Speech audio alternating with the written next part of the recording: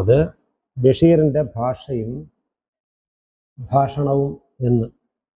അപ്പോൾ രതീഷനോട് പറഞ്ഞിരിക്കുന്നത്, എന്നോടായിട്ടല്ല എല്ലാവരോടുമായിട്ട് പറഞ്ഞിരിക്കുന്നത്, നോട്ടീസ് അത് വ്യക്തമാക്കുന്നുണ്ട്.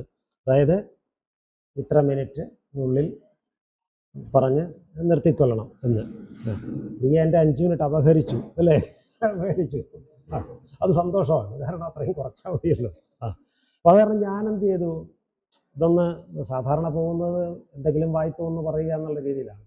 ഇതങ്ങനെയല്ല, ഒരു ചിട്ടപ്പെടുത്തലോടുകൂടി ഞാനൊരു പേപ്പറിലൊക്കെ എഴുതി ആണ് വന്നിരിക്കുന്നത്. അപ്പോൾ ആ ഒരു ബൗണ്ടറിക്ക് നിന്നുകൊണ്ട് കളിക്കാം എന്നാണ് വിചാരിക്കുന്നത്. ചിലപ്പോൾ ബൗണ്ടറിയും പാസ് ചെയ്ത് പോകും. അപ്പോൾ നിങ്ങൾ പറയുക എന്ത് സിക്സർ അടിച്ചു എന്ന് പറയും അല്ലേ? അപ്പോൾ അങ്ങനെ പോകാതിരിക്കാൻ ഞാൻ ശ്രമിക്കാം, ഇതിനുള്ളിൽ തന്നെ നിൽക്കാം. അപ്പം അത് ഞാനത് ഇടയ്ക്കൊന്ന് ഉപയോഗിക്കും ആ പേപ്പറുകൾ. കാര്യമായിട്ടൊന്നുമില്ല, വെറും അരമണിക്കൂർ കൊണ്ട് തീരത്തക്ക രീതിയിൽ നമുക്ക് കൊച്ചു കടലാസ് ഞാനത് കുറിച്ചതേ ഉള്ളൂ. അപ്പോൾ യഥാർത്ഥത്തിൽ ബഷീർ സാഹിത്യം എന്തായിരുന്നു, എന്തിനെക്കുറിച്ചായിരുന്നു, ഇതാണ് നമ്മൾ യഥാർത്ഥത്തിൽ ചർച്ച ചെയ്യേണ്ടത്. ബഷീർ സാഹിത്യം എന്ന് പറയുന്നത് എന്തായിരുന്നു, എന്തിനെക്കുറിച്ചായിരുന്നു. ഇതിന് ഉത്തരം പറയണമെങ്കിൽ നമ്മൾ നിശ്ചയമായും ബഷീറിൻ്റെ കൃതികളിലൂടെ കടന്നു പോകണം. ഇവിടെ ഇരിക്കുന്ന എല്ലാവരും ബഷീറിൻ്റെ കൃതികൾ മൊത്തത്തിൽ വായിച്ചവരാണെന്ന് ഞാൻ അവകാശപ്പെടുന്നില്ല, എങ്കിൽ പോലും 2ലധികം കൃതികൾ വായിച്ചവരായിരിക്കും ഇവിടെ ഇരിക്കുന്ന എല്ലാ കുഞ്ഞുങ്ങളും അല്ലേ? എല്ലാ കുട്ടികളും 2ലധികം കൃതികളെങ്കിലും വായിച്ചവരായിരിക്കും. പിന്നെ ബഷീറിൻ്റെ ഒട്ടുമിക്ക കൃതികളുടെയും പേര് കേട്ടവരും പേരറിയാവുന്നവരുമായിരിക്കും. ഇപ്പോൾ പാത്തുമ്മയുടെ ആട് എന്ന് കേൾക്കാത്തവർ അല്ലേ? വേറെ ഒരാളും ഈ കേരളത്തിൽ ഉണ്ടാകുമെന്ന് എനിക്ക് തോന്നുന്നില്ല. ഒരുപക്ഷെ ഒരു ജീവി ഒരു സാഹിത്യത്തിൽ ഇത്രയും ചട്ടമ്പിത്തരത്തോടു കൂടി നടന്നതായിട്ട് കാണുന്നത് ഈ ആട്ടിൻ്റെ കഥയിലാണ്. ഇത്രയും ചട്ടമ്പിത്തരത്തോടു കൂടി അതെവിടെയെല്ലാമാണ് അവൾ കയറിയത്, ആരോടൊപ്പമാണ് അവൾ ഭക്ഷണം കഴിച്ചത്? മഹാസാഹിത്യകാരനായ ബഷീറിൻ്റെ കൂടെ മിശ്രഭോജനം നടത്തിയ ഒരാളാണ് ആര്? പാത്തുമ്മയുടെ ആട് അല്ലേ? നമ്മുടെ സഹോദരനയ്യപ്പനൊക്കെ മിശ്രഭോജനമൊക്കെ പണ്ട് നടത്തിയിട്ടുണ്ട്, വലിയ സംഭവമായിട്ട് പറഞ്ഞിട്ടുണ്ട്. അതെന്തോന്നാ മനുഷ്യനും കൂടെ ഇരുന്ന് കഴിച്ച കാര്യമായി പറയുന്നത്. ഇതങ്ങനല്ല, അതിനേക്കാൾ വലിയ മിശ്രഭോജനം എന്താണ്? ബഷീർ കഴിക്കുന്ന പാത്രത്തിൽ നിന്ന് തലയിട്ട് ഭക്ഷണം കഴിക്കുന്നു, ബഷീറും ഒപ്പം കഴിക്കുന്നു. അങ്ങനെ ഒരു മിശ്രഭോജനം കഴിച്ച ഏക ജീവി ആരായിരിക്കും? ഈ പാത്തുമ്മയുടെ ആടായിരിക്കും അല്ലേ? അത്രയും ഒരു ഭാഗ്യം വേറെ മലയാളത്തിൽ ഒരു സാഹിത്യകാരനും ഇതുപോലൊരു മിശ്രഭോജനം എവിടെയും നടത്തിയിട്ടില്ല. തന്നെയില്ല, ആ ആടിനെ സംബോധന ചെയ്യുന്നത് എങ്ങനെയാണ്? ഭവതി എന്നൊക്കെയാണ് വിളിക്കുന്നത്. ഭവതി, ബഷീറിൻ്റെ ഭാഷയുടെ പ്രയോഗമുണ്ട്. ഭവതി, പിന്നെന്താണ്?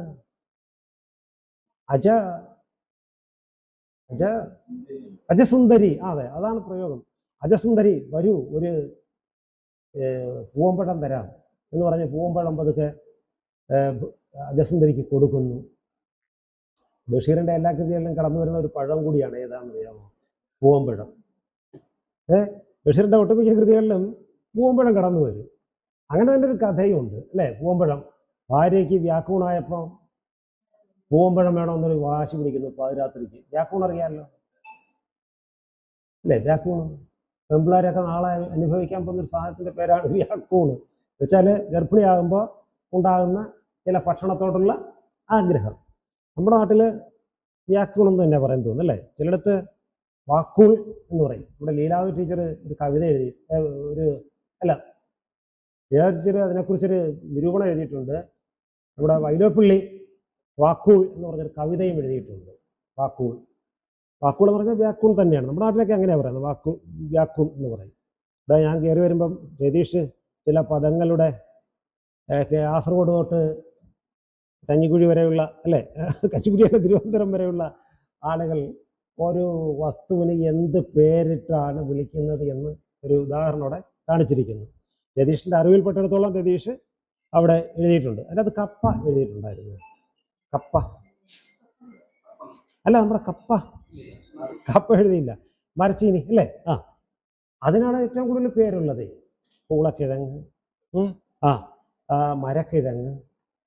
ഇപ്പം നാരായണ ഗുരുസ്വാമി അരുവിപ്പുറത്ത് ചെന്ന് ഇരുന്ന് 2 ദിവസം കഴിയുമ്പോഴത്തേക്കും ആദ്യത്തെ ശിഷ്യനായ ശീലങ്കുദാസ് സ്വാമിയെ കാണുമ്പോൾ, സ്വാമി എന്നൊന്നും അല്ലെന്ന് പേര്, വേറെന്തോ പേരാണ്. അപ്പോൾ അദ്ദേഹത്തോട് പറയുന്നത്, നമുക്ക് വിശപ്പുണ്ട്, മരക്കിഴങ്ങ് കിട്ടുമോ എന്നാണ് ചോദിക്കുന്നത്. മരക്കിഴങ്ങ് ചോദിച്ച കപ്പ കിട്ടുമെന്നാണ് ചോദിച്ചത്. അത്ര പയ്യൻ ഒരു കപ്പ എടുത്തുകൊണ്ട് വന്ന് പൊളിച്ച് അവിടെ വെച്ച് തന്നെ ചുട്ട് ഗുരുവിന് കൊടുക്കുന്നു. ഗുരു സ്വല്പം കഴിച്ചിട്ട് അതിൻ്റെ പാതി പയ്യനും കൊടുക്കുന്നു. ഗുരുവിൻ്റെ ഉച്ഛിഷ്ടം പയ്യന് കൊടുക്കുകയാണ്. അതും ഒരു മിശ്രഭോജനമാണ്. ഗുരുക്കന്മാരോട് കൂടിയിരുന്ന് ഉച്ഛിഷ്ടം കഴിച്ചാൽ പിന്നെ ഗുരുവിൻ്റെ കൂടെയാകും എന്നുള്ളതാണ് അതിൻ്റെ ഒരു വലിയ തന്ത്രം. ഇപ്പോൾ ഗുരുവിൻ്റെ ആദ്യത്തെ ശിഷ്യന് ഗുരു കൊടുത്ത നിവേദ്യം എന്തായിരുന്നു? കപ്പ ചുട്ടതായിരുന്നു അല്ലേ? ഒരർത്ഥത്തിൽ അങ്ങനെ പറയാം. ഗുരു കൊടുത്ത നിവേദ്യം കപ്പ ചുട്ടതായിരുന്നു. ആ കപ്പ ചുട്ട കഴിച്ച ആ മനുഷ്യൻ പിന്നീട് അന്ത്യം വരെയും ഗുരുവിൻ്റെ കൂടെ സശിഷ്യനായി ഉണ്ടായിരുന്നു. ഗുരുവിനെ കുറിച്ച് ഏറ്റവും മനോഹരമായൊരു സ്തുതിഗീതം എഴുതുകയും ചെയ്തു. ഇന്നും നമ്മുടെ ആളുകൾ അത് സന്ധ്യാവേളകളിൽ വീട്ടിൽ ചൊല്ലാറുമുണ്ട്. പോട്ടെ, അതിലേക്ക് പോകട്ടെ, തിരിച്ചു വരാം. അപ്പോൾ അങ്ങനെ ബഷീർ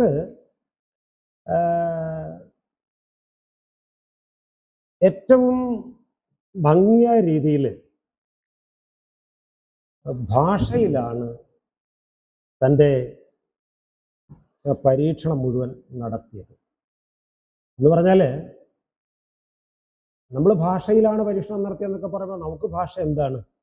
നമുക്ക് ഭാഷ എന്നൊക്കെ പറഞ്ഞാൽ എന്തൊക്കെ ചേർന്നതാണ്? മലയാളം പഠിക്കുന്ന പിള്ളേർക്ക് വ്യാകരണ അധ്യാപകൻ ഇങ്ങെത്തും, എന്നിട്ട് തുടങ്ങും എന്ത്? ആഖ്യാതം അല്ലേ? അംഗസംസ്കാരം, താഥ്യതം, നാമം, കൃതി, ഭേദകം അല്ലേ? ഇതൊക്കെ പറയും. അപ്പോൾ ഇതൊക്കെ പഠിക്കുന്നവരാണ് യഥാർത്ഥത്തിൽ നല്ല ഭാഷാ സ്രഷ്ടാക്കൾ. പക്ഷെ ബഷീറിൻ്റെ ഭാഷയോ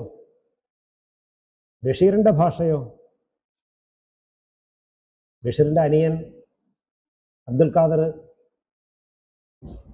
ഒരിക്കൽ എറണാകുളത്ത് ബഷീർ ബോട്ടിയെട്ടിയിൽ ഇരിക്കുമ്പോൾ, പുസ്തക കച്ചവടമൊക്കെ ആയിട്ട് ബോട്ടിയെട്ടിയിൽ ഇരിക്കുമ്പോൾ ഇക്കാക്കയെ കണ്ട് കാശ് പിരിക്കാനാണ് വരുന്നത്. എന്നാലും വന്നപാടെ ബഷീറിൻ്റെ പുസ്തകമൊക്കെ എടുത്ത് വായിച്ചിട്ട്, കഥാപുസ്തകം എടുത്ത് വായിച്ചിട്ട്, ഇക്കാക്ക ഇനി വന്നേ എന്ന് പറഞ്ഞ് ദേഷ്യപ്പെട്ട് വിളിക്കുന്നു.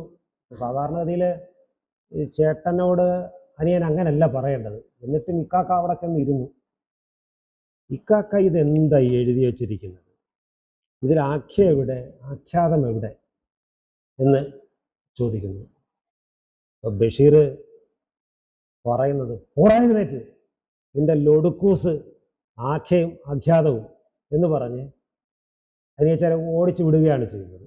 അപ്പോൾ ബഷീറിൻ്റെ ഭാഷയെക്കുറിച്ച് പറയുമ്പോൾ നമുക്ക് പറയാനുള്ളത്, അത് ആഖ്യയെയോ ആഖ്യാതത്തെയോ കുറിച്ച് പറയുന്ന അതുള്ള ഒരു ഭാഷയല്ല. എല്ലാ ആഖ്യയെയും ആഖ്യാതങ്ങളെയും സാധ്യതങ്ങളെയും അംഗസംസ്കാരത്തെയും വാചകഘടനയെയും തള്ളിക്കളഞ്ഞുകൊണ്ട് ഒരു ഭാഷ അദ്ദേഹം സൃഷ്ടിച്ചു. യഥാർത്ഥത്തിൽ ബഷീറിൻ്റെ ഭാഷ സ്നേഹമാണ്, കരുണയാണ്, അനുകമ്പയാണ്. ബഷീറിൻ്റെ ഭാഷ എന്തുകൊണ്ട് നിർമ്മിച്ചിരിക്കുന്നു എന്ന് ചോദിച്ചാൽ, നാം പറയുന്ന 51 അക്ഷരാളിയൊക്കെ അതിൻ്റെ അകത്ത് കണ്ടേക്കാം. പക്ഷേ 51 അക്ഷരാളി കൊണ്ടോ അല്ലെങ്കിൽ നാമവും ക്രിയയും കൊണ്ടോ ഒക്കെയുള്ള സുഘടിതമായ ഒരു പദഘടനയൊന്നുമല്ല ബഷീറിൻ്റേത്. പിന്നെയോ അത് സുഘടിതമാകുന്നത് മനുഷ്യസ്നേഹത്തെക്കുറിച്ച് പറയുമ്പോഴാണ്, മനുഷ്യൻ്റെ കാരുണ്യത്തെക്കുറിച്ച് പറയുമ്പോഴാണ്, അവനിലെ അനുകമ്പയെക്കുറിച്ച് പറയുമ്പോഴാണ്. യഥാർത്ഥത്തിൽ ബഷീറിൻ്റെ ഭാഷ, ബഷീറിൻ്റെ ഭാഷണം എന്ന ഈ വിഷയം കൈകാര്യം ചെയ്യുമ്പോൾ ആ ആദ്യ ഘടകത്തെ, ബഷീറിൻ്റെ ഭാഷ എന്നതിനെ ഞാൻ അർത്ഥമാക്കുന്നത് ബഷീറിൻ്റെ ഭാഷ, സ്നേഹം, അനുകമ്പ, കാരുണ്യം എന്നിവയാൽ സുഘടിതമായ ഒന്നാണ്. അതുപയോഗിച്ചാണ് ബഷീർ സാഹിത്യരചന നടത്തിയത്. എവിടെയും സ്നേഹം. ആ സ്നേഹത്തിനപ്പുറത്തേക്ക് ബഷീറിന് പറയാൻ ഒന്നും തന്നെ ഇല്ല. സ്നേഹത്തെക്കുറിച്ചേ അദ്ദേഹത്തിന് പറയാനുള്ളൂ. എന്നുവെച്ചാൽ എപ്പോഴും ഒരു കാമുക ഭാവം ഉള്ള ഒരാൾ, എപ്പോഴും ഉള്ളിലൊരു മാതൃഭാവം ഉള്ള ഒരാൾ, എപ്പോഴും ഉള്ളിൽ ഒരു പിതൃഭാവം ഉള്ള ഒരാൾ, എപ്പോഴും ഉള്ളിൽ ഒരു ഭ്രാതൃഭാവം ഉള്ള ഒരാൾ, എപ്പോഴും അനുകമ്പാശാലിയായിരിക്കുന്ന ഒരു മനുഷ്യൻ. ആ ഒരു അവസ്ഥയിൽ നിന്നുകൊണ്ടല്ലാതെ ബഷീർ ഒന്നും തന്നെ എഴുതിയിട്ടില്ല. അതിൻ്റെ കാരണം എനിക്ക് തോന്നുന്നത്, ബഷീർ തന്നെ പറയും, ഞാൻ പല ജാതിക്കാരികളുടെയും മുല കുടിച്ചിട്ടുണ്ട്. ബഷീർ പറയുന്നതാണ്, ഞാൻ പല ജാതിക്കാരികളുടെയും മുല കുടിച്ചിട്ടുണ്ട്. എന്നുവെച്ചാൽ ബഷീർ ചെറുപ്പമായിരിക്കുന്ന കാലത്ത് വാപ്പായ്ക്ക് തടിക്കച്ചവടവും ഉന്നത നിലയിലുള്ള സമ്പാദ്യവും ഇരിക്കപ്പുറതിയില്ലാത്ത ജോലികളും ഉണ്ടായിരുന്നതുകൊണ്ട് വീട്ടിൽ സമ്പത്ത് നല്ലപോലെ ഉണ്ടായിരുന്നു. അമ്മയ്ക്കും തിരക്കായിരുന്നു. നമ്മൾ ഉപ്പാക്കർ ആനയുണ്ടാർന്നെന്ന് വായിക്കുമ്പോൾ അതിലെ കുഞ്ഞുതാച്ചുമ്മ, ഉപ്പാക്കർ ആനയുണ്ടാർന്ന് വായിച്ചിട്ടില്ലേ? അല്ലെങ്കിൽ ഇനി വായിച്ചാലും മതി. അപ്പോൾ അതിലെ കുഞ്ഞുതാച്ചുമ്മ എന്ന് പറയുന്ന ഒരു ആനമക്കാരൻ്റെ മകളുണ്ട്. ആനമക്കാർ എന്ന് പറയുന്ന പഴയ ഒരു സാങ്കല്പിക അച്ഛൻ, ബാപ്പ, സാങ്കല്പികയോ അല്ലാതെ ആയിക്കോട്ടെ, ആ ആനമക്കാരെന്ന് പറയുന്ന വലിയ ആളിൻ്റെ മകളുടെ മകളായിരിക്കുന്ന കുഞ്ഞുതാച്ചുമ്മയാണ് യഥാർത്ഥത്തിൽ ഉപ്പുപ്പാക്കർ ആനയുണ്ടാർന്ന് എന്നതിലെ കഥാനായിക. അതിലെ കഥാനായിക നാം ധരിച്ചു വച്ചിരിക്കുന്ന പോലെ കുഞ്ഞു പാത്തുമ്മയല്ല, മറിച്ച് അവളുടെ അമ്മയാണ്. കാരണം അവളെ കേന്ദ്രീകരിച്ചാണ് ഈ കഥ വികസിക്കുന്നതെന്ന് തന്നെ നമുക്ക് പറയേണ്ടതായിട്ട് വരും. നമ്മൾ നോട്ടത്തിലെ കുഞ്ഞു പാത്തുമ്മയും അതിലെ കഥാപാത്രം നായകൻ നിസാർ അഹമ്മദുമായിട്ടുള്ള ഒരു പ്രണയമാണെന്നൊക്കെ നമുക്ക് തോന്നിപ്പോകും. പക്ഷേ നിസാർ അഹമ്മദും കുഞ്ഞു പാത്തുമ്മയുമായിട്ടുള്ള പ്രണയത്തെക്കാൾ എത്രയോ തീവ്രവും നൊമ്പരപ്പെടുത്തുന്നതും മുറിവേറ്റതുമാണ് ബാല്യകാല സഖിയിലെ സുഹ്റയും മജീദുമായിട്ടുള്ള പ്രണയം. അതിനോളം മുറിവേറ്റ ഒരു പ്രണയം മലയാള സാഹിത്യത്തിൽ ഇന്ന് വരെ ആരും എഴുതിയിട്ടില്ല. അത്രയും മുറിവേറ്റ, ആഴത്തിൽ മുറിഞ്ഞ, അത്രയും രക്തമൊഴുക്കിയ ഒരു പ്രണയം മലയാളത്തിൽ പിന്നീട് ഒരു കവിക്കും എഴുതുവാനായിട്ട് സാധിച്ചിട്ടില്ല, ഒരു കഥാകൃത്തിനും എഴുതുവാനായിട്ട് സാധിച്ചിട്ടില്ല. അവരെല്ലാം അത് എഴുതി കഴിയുമ്പോൾ, ഒരു പ്രണയത്തെക്കുറിച്ച് എം ടി ആണ് എഴുതുന്നതെങ്കിൽ അതിനൊരു കാൽപ്പനികത വന്നു, അതൊരു മാംസനിബദ്ധമല്ലാത്ത രാഗം കടന്നു വന്നു.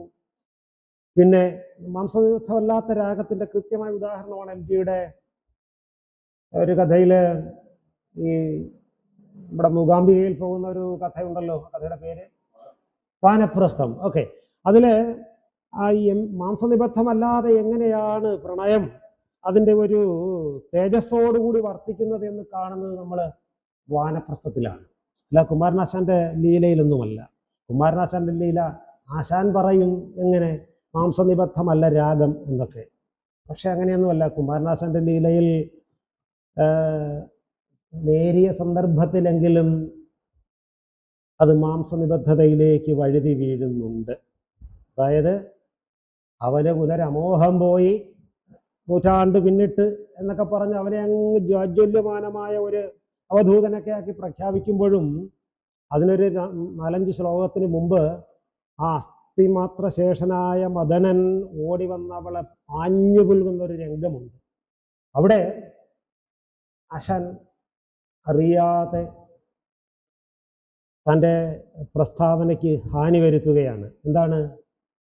അല്പം മാംസനിബദ്ധമായിട്ടത് മാറുന്നു. പക്ഷേ എം ജിയുടെ വാനപ്രസ്ഥത്തിലോ അതിൽ പറയുന്ന നായികയുടെ പേര് ഞാൻ മറന്നുപോയി, അവളും അവളുടെ അധ്യാപകനായിരുന്ന ആളും കൂടി അങ്ങ് കുടജാദ്രിയിൽ ഏതോ ഒരു അടികയുടെ വീട്ടിൽ, അടിക മീൻസ് അവിടുത്തെ ഒരു ഹോട്ടൽ ഉടമയെന്നോ ശാന്തിക്കാരനെന്നൊക്കെ പറയാം, അദ്ദേഹത്തിൻ്റെ വീട്ടിൽ ഒരു രാത്രിയിൽ ഒരു കിടക്കപ്പായിൽ അപ്പുറവും ഇപ്പുറവും കിടക്കുകയാണ്. ഒരു സ്പർശം പോലും ചെയ്യാതെ കിടക്കുകയാണ്. കാരണം ഒരു വശത്ത് ഗുരുവും മറുവശത്ത് ശിഷ്യയും എന്ന നിലയിലുള്ള ഒരു കിടപ്പാണത്. അവിടെ നമ്മൾ എത്ര മനോഹരമായാണ് ആ മാംസം നിബദ്ധമല്ലാത്ത രാഗത്തെ നമ്മൾ കാണുന്നത്. പക്ഷെ ബഷീർ സുഹറയെയും മജീദിനെയും സൃഷ്ടിച്ചപ്പോൾ അങ്ങനെയുള്ള യാതൊരു ഉദ്ദേശവും ഉണ്ടായിരുന്നില്ല. മറിച്ച് അവരുടെ ഹൃദയങ്ങൾക്ക് ആകാവുന്നത്ര മുറിവ് ആഴത്തിലേക്ക് കൊടുക്കുവാൻ ബഷീർ ശ്രമിക്കുന്നുണ്ട്. ആ മുറിവ് ഇന്നും ബാല്യകാല സഖിയിലെ സുഹ്റയുടെയും മജീദിൻ്റെയും മുറിവ് ഇന്നും ഉണങ്ങിയിട്ടില്ല.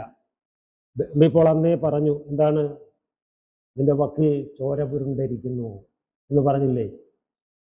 ആ മുറിവ് ഇന്നും ഉണങ്ങാതെ സൂക്ഷിക്കുന്ന തരത്തിൽ ഉള്ള ഭാഷയിലാണ് ബഷീർ ആ കൃതി രചിച്ചത്. അപ്പോൾ ഞാൻ പറഞ്ഞു വരുന്നത്, ബഷീർ ഒരിക്കലും സാമ്പ്രദായികമായ ഭാഷയുടെ അതിരുകൾക്കുള്ളിൽ നിന്നുകൊണ്ട് അല്ല തൻ്റെ കൃതികൾ ചമച്ചത്. ഒന്നിലും ഇടപെട്ടതും സാമ്പ്രദായിക ഭാഷയെയോ സാമ്പ്രദായികമായ ശീലങ്ങളെയോ സ്വീകരിച്ചുകൊണ്ടല്ല. അദ്ദേഹത്തെ സംബന്ധിച്ചിടത്തോളം സംസ്കൃത ഭാഷ എന്ന് പറയുന്നത് വളരെ നിസ്സാരവൽക്കരിക്കപ്പെട്ട ഒന്നായിട്ടാണ് കണ്ടത്. എന്താണ്, ബഷീറിൻ്റെ നേരത്തെ പറഞ്ഞ അനിയൻ അബ്ദുൽ ഖാദർ സ്കൂളിൽ പോയി സംസ്കൃതമൊക്കെ പഠിച്ചിട്ട് വീട്ടിൽ വന്ന് അമ്മയോട് കഞ്ഞിവിളമ്പാൻ നേരത്ത് പറയുന്നൊരു പ്രയോഗമുണ്ട്. എന്താ പറയുന്നത്? മാതാവേ, ഇല്ല, സാധാരണ ഇതിലൊരു മുസ്ലിം കുടുംബത്തിൽ എങ്ങനെയാ വിളിക്കേണ്ട അമ്മ? ഉമ്മയെന്നോ ഉമ്മച്ചിയെന്നോ അല്ലേ? അച്ഛനെ എങ്ങനെ വിളിക്കും? ബാപ്പയെന്നോ ബാപ്പച്ചിയെന്നോ ഒക്കെയാണ് വിളിക്കേണ്ടത്. അപ്പോൾ ഉമ്മയുടെ മുഖത്ത് നോക്കി പറയുകയാണ്, ആര്? ആ 7ാം ക്ലാസ്സിൽ സംസ്കൃതം പഠിച്ച അബ്ദുൽ ഖാദർ പറയുകയാണ്, മാതാവേ, ഭോജനം തന്നാലും. അപ്പോൾ അമ്മ ദേഷ്യപ്പെട്ടു. അപ്പോൾ ബാപ്പ പറഞ്ഞു, നീ അങ്ങനെ പറഞ്ഞോടാ, കുഴപ്പമില്ലെന്ന് പറഞ്ഞു. നീ എന്നെ എന്ത് വിളിക്കും? പിതാവേ എന്ന് വിളിക്കും. ബാപ്പ എന്ന് വിളിക്കേണ്ട സ്ഥാനത്ത് പിതാവേ എന്ന് വിളിക്കുമെന്ന് പറയും. ഉടനെ അമ്മ എന്താ ചെയ്തെന്നറിയാമോ? കഞ്ഞി വിളമ്പിക്കൊണ്ടിരുന്ന തവി തിരിച്ചു പിടിച്ചിട്ട് ചിരട്ട അമ്മയുടെ കയ്യിലും കണ കൊണ്ട് അവൻ്റെ കൈക്കിട്ട് 2 കൊടുക്കുകയാണ് ചെയ്യുന്നത്. എഴുന്നേറ്റ് പോടാന്ന് പറഞ്ഞ് അടിച്ചോടിക്കുകയാണ് ചെയ്യുന്നത്. അപ്പം ഒരു തവിക്കണക്കടിച്ചാൽ തീരുന്ന സംസ്കൃതമേ മലയാള ഭാഷയിലുള്ളൂ എന്നാണ് ബഷീർ യഥാർത്ഥത്തിൽ പറഞ്ഞ് വെച്ചത്. അപ്പോൾ മലയാള ഭാഷ സംസ്കൃത ഭാഷയിൽ നിന്ന് നിഷ്പന്നമാണെന്നൊക്കെ ഉള്ള വാദഗതികളൊക്കെ ഇപ്പുറത്ത് കോവിഡ് നെടുങ്കാടിയൊക്കെ നടത്തിക്കൊണ്ടിരിക്കുന്ന ആ കാലഘട്ടത്തിൽ അല്ലേ, AR മാത്രമാണ് തമിഴിൽ നിന്നും ജന്യമാണെന്നൊക്കെ പറഞ്ഞ് അന്ന് ശക്തമായി രംഗത്ത് വരുന്നത്. പലർക്കും ഇഷ്ടം എന്താണ്? തമിഴ് ജന്യമല്ല, സംസ്കൃതജന്യമാണ്, ലോകോത്തരമായ സംസ്കൃതത്തിൽ നിന്നാണ് എല്ലാ ഭാഷയും ഉണ്ടായതെന്ന് പറയുന്ന കാലയളവിലാണ് ബഷീർ ഒരു തവിക്കണക്ക് കൊണ്ടടിച്ചാൽ ഓടിപ്പോകാവുന്ന സംസ്കൃതമേ ഉള്ളൂ മലയാള ഭാഷയിൽ എന്ന് സമർത്ഥിച്ചുകൊണ്ട് രചനയിൽ ഏർപ്പെട്ടത്. അല്ലേ? നമ്മൾ വ്യാകരണം പഠിക്കുമ്പോൾ, നിങ്ങളെ പഠിക്കാൻ പോവുകയാണ് ഇല്ലല്ലേ, വ്യാകരണം പഠിക്കുമ്പോൾ നമ്മൾ പറയും സംസ്കൃതജന്യം, പിന്നെ കൊടുന്തമിഴ് ജന്യം എന്നൊക്കെ നമ്മൾ പഠിക്കുമ്പോൾ നമുക്കൊരു കാര്യം AR തന്നെ പറയുന്നുണ്ട്, കേരളപാണി തന്നെ പറയുന്നുണ്ട്, വളരെ കുറഞ്ഞ വാക്യങ്ങളേ ഉള്ളൂ, ശബ്ദങ്ങളേ ഉള്ളൂ. നമ്മൾ സംസാരിക്കുന്ന നിത്യഭാഷയിൽ എപ്പോഴും തന്ത തള്ള തുടങ്ങിയ സാധാരണ സംസ്കൃതജന്യമോ തമിഴ് ജന്യമായ പദങ്ങളാണ് കൂടുതലുള്ളത് എന്നൊക്കെ AR വ്യക്തമാക്കുന്നുണ്ട്. അത് അദ്ദേഹം വൈയാകരണൻ്റെതായ രീതിയിൽ പറയുമ്പോൾ ബഷീറാകട്ടെ ഒരു തവിക്കണ കൊണ്ടാണ് ആ സംസ്കൃതജന്യവാദത്തെ അടിച്ച് ഓടിക്കുന്നത്. ഇതാണ് ബഷീറിൻ്റെ ഭാഷാ നിർമ്മിതിയിലെ ഒരു തന്ത്രം. ഒരു തവിക്കണ കൊണ്ടടിച്ചാൽ തീരുന്നതാണ് മലയാള ഭാഷയിലെ സംസ്കൃതത്തിൻ്റെ മേൽക്കോയ്മ. ഇത് തെളിയിച്ചൊരു എഴുത്തുകാരനാണ് ബഷീർ. അപ്പോൾ ഇതാണ് ബഷീറിൻ്റെ ഭാഷയെക്കുറിച്ച് പറയുമ്പോൾ നമ്മൾ ഓർത്തിരിക്കേണ്ട ഒരു ഘടകം. എന്ന് വെച്ച് എഴുത്തുകാർക്കൊരു ഭാഷ ഇല്ലേ? ഇതൊക്കെ നമ്മൾ പറഞ്ഞാലും ഓരോ എഴുത്തുകാരനും അവൻ്റെതായ ഒരു ഭാഷ നിർമ്മിക്കുന്നുണ്ട്, ഇല്ലെന്ന് പറയാൻ പറ്റില്ല. ഒരു ഗോപകുമാർ കുറച്ച് നാൾ എഴുതിക്കൊണ്ടിരുന്നാൽ, നമ്മൾ ഗോപകുമാറിനെ പിന്തുടർന്ന് വായിച്ചുകൊണ്ടിരുന്നാൽ, ഒരു 5-8 ലേഖനം വായിച്ചു കഴിയുമ്പോൾ നമുക്ക് മനസ്സിലാകും ഇത് ഗോപകുമാർ എഴുതിയതായിരിക്കും എന്ന്. കാരണം ഒരു ഗോപകുമാരിയൻ ടച്ച് അവിടെ ഉണ്ടാകും. ശിവപ്ര എഴുതിയാലും അങ്ങനെ തന്നെ നമ്മൾ കുറച്ച് നാൾ കഴിയുമ്പോൾ നമ്മൾ അനുസന്ധാനം ചെയ്താൽ, അദ്ദേഹത്തെ അനുസന്ധാനം ചെയ്താൽ നമുക്ക് അത് വ്യക്തമാകും, ഓ ഈ എഴുതിയത് ഇന്നയാളല്ലേ എന്ന്. അതുപോലെ ഒരു പ്രസംഗം കേൾക്കുമ്പോഴും നമുക്ക് മനസ്സിലാകും. ദൂരെ നിന്ന് ഒരിക്കലും ഞാൻ ആലപ്പുഴയിലെ കോട്ടവാതുക്ക പാലത്തിൻ്റെ അവിടെ നിന്ന്, എന്ന് വെച്ചാൽ ഇന്ന് കോട്ടവാതുക്ക പാലം എന്നല്ല പറയുന്നത്, ജില്ലാ കോടതി പാലത്തിൻ്റെ അവിടെ ഞാനിങ്ങനെ നടന്നു പോകുമ്പോൾ SDVയിലെ ബസന്റ് ഹാളിൽ, SDV സ്കൂളിൻ്റെ ഇതുപോലൊരു ഹാളുണ്ട്. ആ ഹാളിൻ്റെ പേര് ബസന്റ് ഹാൾ എന്നാണ്. ഇവിടെ ആനി ബസന്റ് എന്ന് പറയുന്ന മദാമ്മയുടെ പേരിൽ തിയോസഫിക്കൽ സൊസൈറ്റിക്കാർ പണിത് കൊടുത്ത ഒരു ഹാളാണ്. ഇത്രയൊക്കെ ഉള്ളത്. അപ്പോൾ ആ ഹാളിൽ ഇരുന്നുകൊണ്ട് നമ്മുടെ സുകുമാർ അഴീക്കോട് പ്രസംഗിക്കുകയാണ്. ഞാനും ഒരു കൂട്ടുകാരനും കൂടെ ഇതിലേക്ക് കൂടി ഇങ്ങനെ നടന്നു വരികയാണ്. അപ്പോൾ ശബ്ദം കേൾക്കാം. അപ്പം ഞാനിത് കേട്ടിട്ട് പറഞ്ഞു, ഇവിടെ നമുക്കവിടം വരെ ഒന്ന് പോകണ്ടേ, അവിടെ അഴീക്കോട് പ്രസംഗിക്കുന്നുണ്ട്. ഞാൻ 2 വാക്യമേ കേട്ടുള്ളൂ ആ മൈക്കിലൂടെ. പക്ഷെ എനിക്ക് മനസ്സിലായി എന്താണ് അവിടെ അഴീക്കോട് പ്രസംഗിക്കുന്നുണ്ട്. കാര്യം അദ്ദേഹം പറയുകയാണേ, 1-ാമത്തെ പേജിൻ്റെയും 2-ാമത്തെ പേജിൻ്റെയും ഇടയ്ക്ക് അത് തെറ്റായ പ്രസ്താവനയാണ്. അഴീക്കോട് പറയുകയാണ് 1-ാമത്തെ പേജിൻ്റെയും 2-ാമത്തെ പേജിൻ്റെയും ഇടയ്ക്ക്, ഇത് 1-ാമത്തെ പേജ്, ഇത് 2-ാമത്തെ പേജ്, ഇതിൻ്റെ ഇടയ്ക്ക് ഇങ്ങനെ പറയണമെങ്കിൽ ആർക്കേ പറ്റുള്ളൂ? അത് അഴീക്കോടിനെ പോലെ ഒരാൾക്കേ പറയാൻ പറ്റുകയുള്ളൂ. അങ്ങനെ ഒരു തൻ്റെ ഇടവും ഉറച്ച് പറയാനൊക്കെ ഉള്ള കഴിവ് അഴീക്കോടിൻ്റെ തൻ്റെ ഇടം ഭയങ്കരമാണ്. അതായത് അഴീക്കോട്, ഞാൻ വിഷയത്തിൽ നിന്ന് വ്യതിചലിക്കുന്നില്ല, തിരിച്ചു വരും. അഴീക്കോട് ഒരിക്കലും സാഹിത്യ അക്കാദമിയിൽ ഇരിക്കുമ്പോൾ അഴീക്കോടിന് ചായ കൊണ്ട് കൊടുക്കുന്ന പതിവുണ്ട്. ചായക്കടക്കാരൻ ചായ കൊണ്ട് കൊടുത്തു, ഒന്ന് കുടിച്ചു, ഒരു 1/4 ഗ്ലാസ് കുടിച്ചു, അവിടെ വെച്ചു. കൊണ്ട് കൊടുത്തവനെ വിളിച്ചിട്ട് പറഞ്ഞ് ഇതെന്താണ്? അവർ ചായയാണ്.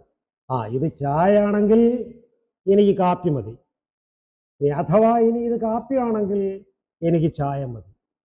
അഴീക്കോട് പറയുകയാണ്, എന്താണ്? ഇത് കാപ്പിയാണെങ്കിൽ നീ ഇത് കൊണ്ടുപോയിട്ട് എനിക്ക് ചായ കൊണ്ടുവരിക, ഇനി ഇത് ചായ ആണെങ്കിൽ എനിക്ക് കാപ്പി മതി. എന്ന് വെച്ചാൽ ഇനി കൊണ്ടു കൊടുത്ത സാധനത്തിൻ്റെ പേരെന്താ?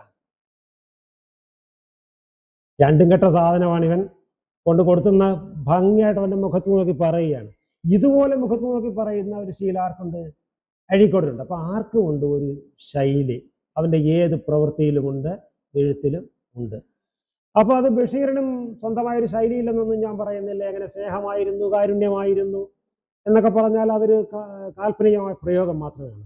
ബഷീറിൻ്റെതായ ഭാഷയുണ്ട്, കണ്ടെത്താൻ നമുക്ക് സാധിക്കും. പണ്ട് കൗമുദി ബാലകൃഷ്ണൻ, ഈയിടെ കാരശ്ശേരി മാഷ് മാതൃഭൂമിയുടെ വാരാന്ത്യപ്പതിപ്പിൽ എഴുതിയിട്ടുണ്ടായിരുന്നു. അറിയോ കൗമുദി ബാലകൃഷ്ണൻ എന്ന് കേട്ടിട്ടുണ്ടോ? ഒരു കാലത്ത് നമ്മുടെ യൗവനങ്ങളെ ചിന്ത കൊണ്ട് തലപുകച്ചിരുന്ന ഒരു വലിയ പത്രാധിപരുടെ പേരായിരുന്നു എന്ത്? കൗമുദി ബാലകൃഷ്ണൻ. ഇന്ന് നമ്മുടെ പത്രാധിപന്മാർ ചിന്ത കൊണ്ടല്ല യുവാക്കളുടെ തല നിറയ്ക്കുന്നത്, പുകയ്ക്കുന്നത്, പിന്നെയോ സ്പർദ്ധ കൊണ്ടും കാലുപിടുത്തം കൊണ്ടും തോന്നിവാസം കൊണ്ടുമാണ് ഇന്ന് നമ്മുടെ പത്രാധിപന്മാരെല്ലാം തന്നെ അവരുടെ ചാനലുകളായാലും പത്രങ്ങളായാലും നടത്തുന്നത്. എങ്ങനെ മൗനം ദീക്ഷിക്കാം എന്ന് പഠിപ്പിക്കുന്ന ഒരു പത്രാധിപർ എത്ര കണ്ട് മൗനിയാകണമെന്ന് പഠിക്കുന്ന ഒരു കാലഘട്ടത്തിലാണ് നാം ജീവിച്ചിരിക്കുന്നത്. ശരിയല്ലേ? ഇന്നത്തെ ഒരു പത്രവും ഇന്നത്തെ ഒരു മാധ്യമവും സ്വതന്ത്രമായ ഒരു കാര്യവും പറയുവാൻ തൻ്റെ ഇടമുള്ളവരല്ല എന്ന് നമുക്ക് ധൈര്യപൂർവ്വം പറയുവാൻ ഈ അടച്ചിട്ട മുറിയിൽ എന്ന് പറയുവാനായിട്ട് സാധിക്കും, അല്ലേ? ഞാനത് എടുത്തു പറയുകയാണ്, കോട്ട് ചെയ്ത് പറയുകയാണ്. എന്ത്? ഈ അടച്ചിട്ട മുറിയിലിരുന്ന് പറയുവാൻ നമുക്ക് സാധിക്കും. പുറത്തെ വെളിച്ചമുള്ള മുറിയിൽ, അല്ലേ, വെളിച്ചമുള്ളിടത്തിരുന്ന് പറയുവാൻ നമുക്കും ചിലപ്പോൾ മൗനമാണ് ഭൂഷണമെന്ന് വന്നേക്കാം. പോട്ടെ. അപ്പോൾ പത്രാധിപര് ബാലകൃഷ്ണൻ ഒരിക്കൽ ഒരു കൗമുദിയുടെ വാരാന്ത്യപ്പതിപ്പിറക്കി, വാർഷിക പതിപ്പിറക്കി. 10-25 കഥകൾ അതിൽ പ്രസിദ്ധീകരിച്ചു. എന്നിട്ട് കഥാകൃത്തുക്കളുടെ പേര് കൊടുത്തില്ല. സാധാരണഗതിയിൽ നമ്മളൊരു ലേഖനം അയച്ചു കൊടുത്താൽ, അല്ലെങ്കിൽ ഒരു കഥ അയച്ചു കൊടുത്താൽ, കവിത അയച്ചു കൊടുത്താൽ അതിൻ്റെ എല്ലാം കൂടെ ഇന്ന ആളുടെ പേര് കൂടെ കാണും. ബാലകൃഷ്ണൻ എന്ത് ചെയ്യാന്നറിയാം, ഒരു പ്രവചന മത്സരം ഏർപ്പെടുത്തി. ഈ ഓരോ കഥാകൃത്തുക്കളുടെയും പേര് പ്രവചിക്കുന്നവർക്ക് 3000 രൂപ സമ്മാനം തരുന്നതായിരിക്കും എന്നാ പറയുന്നറിയാമോ. 1962 പറയുകയാണ് എന്ത്, ഈ കഥാകൃത്തുക്കളുടെയൊക്കെ പേര് പ്രവചിക്കുന്നവർക്ക് 3000 രൂപ സമ്മാനം തരുന്നതായിരിക്കുമെന്ന്. 62 അതായത് കാരശ്ശേരി മാഷ് പഠിക്കുന്ന കാലഘട്ടത്തിലാണ്, അതായത് 69 അപ്പോൾ പ്രവചന മത്സരം നടത്തിയിട്ട് പലരും പേരെഴുതി അയച്ചു. 3000 രൂപ കിട്ടുന്ന കാര്യമില്ല. അന്ന് 3000 രൂപ കിട്ടുമെന്ന് പറഞ്ഞാലേ ഒന്ന് ആലോചിച്ച് നോക്കിയാൽ, അന്ന് കോളേജ് അധ്യാപകന്മാർക്ക് 210 രൂപ ശമ്പളമുള്ള കാലമാണ്. 425 രൂപ ആകുന്ന പിന്നീടാണ്, വർഷങ്ങൾക്ക് ശേഷമാണ്. ഇപ്പോൾ 210, 250 ഇടയ്ക്ക് കോളേജ് അധ്യാപകർക്ക് ശമ്പളമുള്ള കാലത്ത്, സ്കൂൾ അധ്യാപകർക്ക് 110 രൂപ ശമ്പളമുള്ള കാലത്ത് അല്ലേ ആണ് 3000 രൂപ കൗമുദി ബാലകൃഷ്ണൻ മത്സരത്തിന് ഫലം കൊടുക്കാൻ പോകുന്നത്. എല്ലാവരും അയച്ചു. ആർക്കും ശരിയായില്ല. പക്ഷെ ഒരു കഥയുടെ കാര്യത്തിൽ മാത്രം ഒരു 90% പേർക്കും ശരിയായി. ഏതാണെന്നറിയാമോ? നിങ്ങൾ വായിച്ചിട്ടുണ്ടോ എന്ന് എനിക്കറിഞ്ഞൂടാ. കഥ ബഷീറിൻ്റെ ഭർ എന്ന് പറഞ്ഞൊരു കഥയാണ്. ബഷീറിൻ്റെ പ്രസിദ്ധമായൊരു കഥയാണ് ഭർ. അത് കൗമുദിയിലാണ് അത് വന്നത്. അത് എല്ലാവരും പറഞ്ഞു. കാരണം അങ്ങനെ ഒരു കഥ എഴുതാൻ ആർക്കേ സാധിക്കൂ? ബഷീറിനെ സാധിക്കൂ. ഒരു 99% ആളുകളും അത് ശരിയാക്കിയെന്നാണ് ചരിത്രം പറയുന്നത്. അപ്പോൾ ഭർ വായിച്ചിട്ടുണ്ടോ? ഒന്നുമില്ല, ഒരു സിമ്പിളായ കഥയാണ്. അതായത് ബഷീർ വലിയ അനുരാഗിയാണല്ലോ. നമ്മളീ പറയും പോലെ ഇദ്ദേഹം പല ജീവിതാനുഭവങ്ങളിലൂടെ കടന്നുപോയ ആളാണ്. പക്ഷെ ഒപ്പം തന്നെ ഏറ്റവും വലിയ കാമുകനാണ്. ആരെ കണ്ടാലും കാമിച്ചു കളയും. കാമിക്കാന്ന് പറഞ്ഞാൽ അങ്ങ് ഇഷ്ടപ്പെടും, വേറെ കാര്യമൊന്നുമില്ല. അത് പാല് കൊണ്ടുവരുന്ന 8 വയസ്സുകാരിയോടാണേലും പറയും, കുഞ്ഞമ്മയോടാണേലും പറയും, പാല് കൊണ്ടുവരുന്ന കുഞ്ഞമ്മയോടാണേലും പറയും. എന്ത് പറയും? ഞാൻ നിന്നെ കെട്ടിക്കോളാം. അവള് കാലിൻ്റെ കാശ് ചോദിക്കുമ്പോൾ പറയും, എന്ത് പറയും? ഞാനിതിൻ്റെ കാശ് തരുന്നു, ഞാൻ നിന്നെ കെട്ടിക്കോളാം ഒരു പെണ്ണിനോടേ. അപ്പോൾ അവള് പറയും, അപ്പച്ചനോട് ചോദിച്ചോ? നോക്കണേ, 8 വയസ്സുകാരുടെ ആ ഒരു ബുദ്ധിയെ അവള് ചോദിക്കാണ്, അപ്പച്ചനോട് സമ്മതം വാങ്ങിച്ചോ എന്നാണ് ആദ്യം ചോദിക്കുന്നത്. ഇതെല്ലാം കഴിഞ്ഞ് അവള് പറയുന്നത് എല്ലാ ദിവസവും ഇത് തന്നെ പറയുമല്ലോ. അപ്പം കുഞ്ഞമ്മ ഒരു ദിവസം പറയാണേ, ഞാൻ നിന്നെ കെട്ടിക്കോളാം. അപ്പോൾ പറയുകയാണേ, എന്തിനാ തൊഴിക്കാനാണോ? നോക്കണേ, ബഷീറിലെ ഫെമിനിസ്റ്റ് ചാടി വരുന്ന വരവ് കണ്ടോ? കല്യാണം കഴിച്ചാൽ തൊഴിക്കാം അല്ലേ, കല്യാണം കഴിച്ചാൽ തൊഴിൽ കൊള്ളാനുള്ളതാണ് എന്ന ഒരു ധാരണ പുറത്ത് നിൽക്കുന്ന ഒരു കാലഘട്ടത്തിൽ ഒരു 8 വയസ്സുകാരുടെ നാവിൽ നിന്നും ബഷീർ പറയിക്കുകയാണ്, എന്താ തൊഴിക്കാനാണോ എന്ന്. അപ്പൊ കല്യാണം തൊഴിക്കാനുള്ളതല്ല എന്ന ഒരു പ്രഖ്യാപനം നടത്തി ആര്? ബഷീർ. സമഭാവനയോടുകൂടി കഴിയേണ്ട ഒന്നാണ് ദാമ്പത്യം എന്ന ബോധ്യമാണ് അവിടെ തരുന്നത്. അത് നമ്മുടെ അനുരാഗത്തിന്റെ ദിനങ്ങളിലാണെന്ന് തോന്നുന്നു സാറാമ്മയും കേശവൻ നായരും വരുന്ന കഥ അതല്ലേ? പ്രേമലേഖനത്തിലാണ് അല്ലേ? സാറാമ്മയും കേശവൻ നായരും കൂടി പ്രണയിച്ചു. ഒരു ചായക്കടയിൽ ചെന്നു. അവർ തമ്മിൽ ഇടയ്ക്കിടയ്ക്ക് ചില വഴക്കുകളൊക്കെ ഉണ്ട്, നമ്മളെപ്പോലെ. അപ്പോൾ ഇടയ്ക്ക് ചായക്കടയിൽ ചെന്നപ്പോൾ ബഷീർ ചായക്ക് ഓർഡർ കൊടുത്തു. സാറാമ്മ എന്ത് ചെയ്യുന്നു? കാപ്പിക്ക് ഓർഡർ കൊടുത്തു. പ്രശ്നമായല്ലോ. സാറാമ്മ ദേഷ്യപ്പെട്ടു, കാപ്പി പറ. ബഷീർ പറഞ്ഞില്ല, ഞാൻ ചായ പറയും. ഇങ്ങനെ സാറാമ്മയും ബഷീറും അവസാനം എന്ത് ചെയ്തു? സാറാമ്മ കാപ്പി വാങ്ങിച്ചു, ബഷീർ ചായയും കുടിച്ചു. സുന്ദരമായി പിരിഞ്ഞു. സൂര്യനും വളരെ ശോഭയോടുകൂടി പ്രകാശിച്ചുകൊണ്ടേയിരുന്നു. ആ പ്രയോഗവും ശ്രദ്ധിക്കൂ. എന്താണ്? സാറാമ്മ കാപ്പിയും കുടിച്ചു. ബഷീറല്ല, കേശവൻ നായർ എന്നൊക്കെ പറഞ്ഞാലും ഏത് കഥയിലും കടന്നു വരുന്ന കാമുകൻ ആര് തന്നെയാണ്? ബഷീർ തന്നെയാണ്. ഒട്ടും മറവില്ലാതെ തന്നെ നമുക്കത് മനസ്സിലാക്കിയെടുക്കാനായിട്ട് സാധിക്കും. എം വിജയൻ പറയുന്നതറിയാമോ? ഒറ്റയായി പടർന്നു പന്തലിച്ച ഒരു മഹാവൃക്ഷമാണ്, വൃക്ഷത്തിന്റെ ആത്മകഥയാണ് ബഷീറിന്റെ ജീവിതം. കഥകളെല്ലാം തന്നെ ഒറ്റയായി പടർന്ന് പന്തലിച്ച ഒരു വൃക്ഷത്തിന്റെ ആത്മകഥയാണ് ബഷീറിൻ്റെയും ജീവിതം എന്ന് പറയും. ഏത് കഥ സാഹിത്യം എടുത്താലും ആ കഥയെല്ലാം ഇങ്ങനെയാണ്. നമ്മൾ അടയാറിൽ പോകുമ്പോൾ, അടയാറ് എന്ന് പറഞ്ഞാൽ അങ്ങ് മദ്രാസിനടുത്തുള്ളൊരു സ്ഥലമാണ്. അവിടെ ഒരു ആൽമരമുണ്ട്. അതിൻ്റെ ചുവട് എവിടെ നമുക്കറിഞ്ഞു. എപ്പോഴോ ആരോ മറ്റൊരു ആൽമരം 100-300 കൊല്ലത്തിന് മുമ്പ് തിയോസഫിക്കൽ സൊസൈറ്റി ഒക്കെ വരുന്ന ആ ഒരു കാലഘട്ടത്തിൽ നമ്മുടെ ആനി ബസന്റ് മാതാമ്മയ്ക്ക് മുമ്പ് ഉണ്ടായിരുന്ന ആളുകൾ ആരോ ഒരാൾ നട്ടൊരു മരമാണ് അടയാറിൽ. അത് പടർന്ന് പന്തലിച്ചു. നമുക്കറിയാലോ ആൽമരം എങ്ങനെയാണ് വളർന്നിങ്ങോട്ട് വന്നിട്ട് വേരിങ്ങോട്ട് താട്ടിറങ്ങി, പിന്നെ അങ്ങനെ വളർന്ന് പന്തലിച്ചത് 1 ഏക്കറിൽ നിന്നും 2 ഏക്കറിലേക്കും 2000 ഏക്കറിലേക്കും. ഇന്ന് അടയാറിലെ ആൽമരം കവർ ചെയ്ത് നിൽക്കുന്നത് 2000-ത്തിലധികം ഏക്കറിലാണ്. എന്ന് പറഞ്ഞാൽ പടർന്ന് പന്തലിച്ച് പോവുകയാണ്. അതുപോലെ ഒരൊറ്റ കാര്യത്തെ, ജീവിതം എന്ന് പറയുന്ന ഒരൊറ്റ വൃക്ഷത്തെ ഇങ്ങനെ പടർന്ന് പന്തലിപ്പിച്ച് കൊണ്ടുപോകുന്ന ഒരു ആത്മകഥയുടെ പേരാണ് ബഷീറിൻ്റെ സാഹിത്യത്തിന് നമുക്ക് ആകെ കൊടുക്കാവുന്ന പേർ. ഇതാണ് അവസ്ഥ. അപ്പോൾ ഞാനിത് പറഞ്ഞു വന്നത്, കുഞ്ഞമ്മയിലേക്കൊക്കെ നമ്മൾ പോയില്ലേ, 8 വയസ്സുകാരി എന്നൊക്കെ പറഞ്ഞ് പോയില്ലേ, ഇല്ലേ? അപ്പോൾ അതിന് മുമ്പ് ഞാൻ പറഞ്ഞു എന്താണ് ബഷീറിന് ഒരു ഭാഷ ഉണ്ട് എന്ന് നമുക്ക് മനസ്സിലാക്കാൻ സാധിക്കുമെന്ന് പറഞ്ഞു. അപ്പോൾ ഭറിൻ്റെ കഥയും ഇത് തന്നെയാണ്. അതായത് ബഷീർ ഒരാളെ ഇഷ്ടപ്പെട്ടു.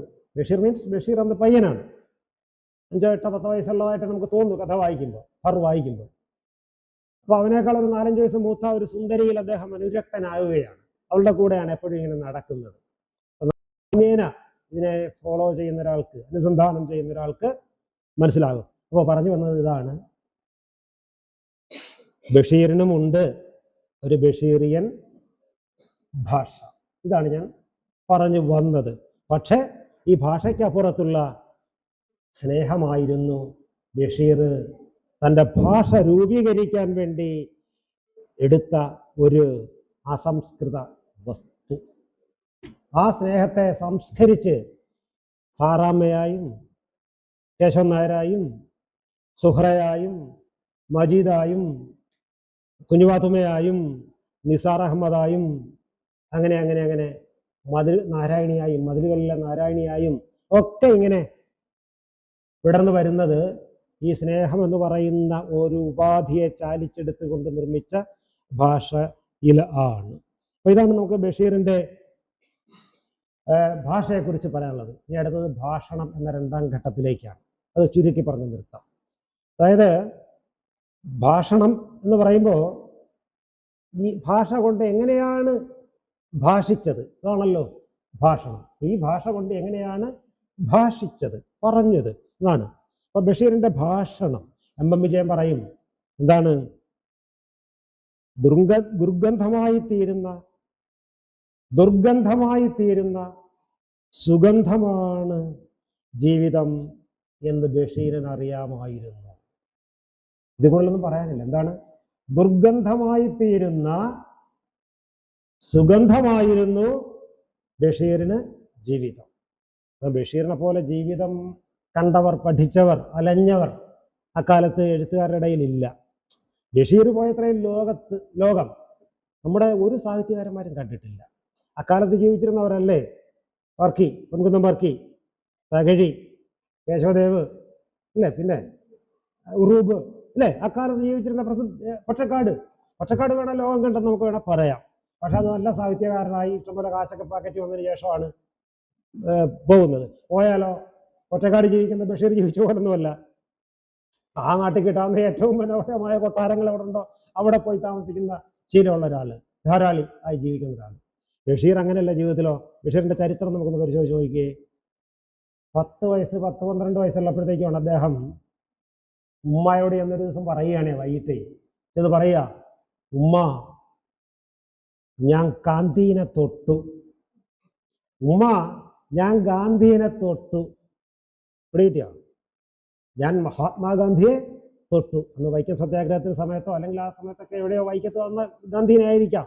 ഈ മനുഷ്യൻ, ഈ കുഞ്ഞ് ഓടിച്ചെന്ന് ചാടിക്കയറി തൊട്ടിട്ട് തിരിച്ച് പോരുന്നത്. അപ്പോൾ ബഷീറിന് ആർക്കും ഗാന്ധി ഒന്ന് തൊടുക എന്നതുപോലും വലിയൊരു ഭാഗ്യമായി കരുതിയിരുന്നൊരു കാലത്ത് അദ്ദേഹം പോയി ബഷീർ പോയി ഗാന്ധിയെ തൊട്ടു.